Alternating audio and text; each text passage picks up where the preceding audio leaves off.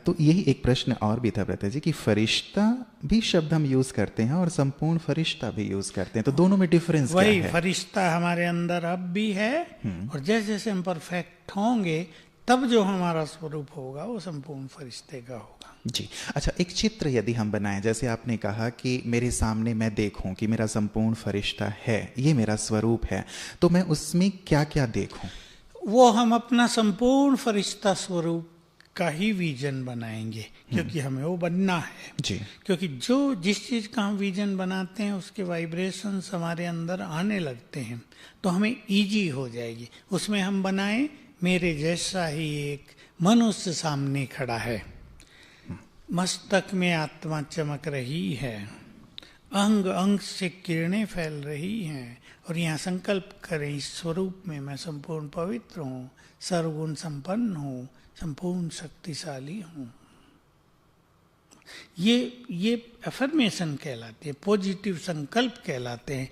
हमें पता मैं नहीं हूँ, फिर भी हम अपनी संपूर्ण स्वरूप का एक विजन बनाएंगे, मैं ये हूँ, तो उसको धारण करना इजी होता जाएगा। स्वमान हमारे यही सिखाते हैं, मैं एक महान आत्मा हूँ। अगर बाबा हमें ये लक्ष्य देता तुम्हें महान बनना है, तो शायद हम सोचते कैसे बने, लेकिन उसने आते ही संकल्प ही ये दिया तुम महान हो।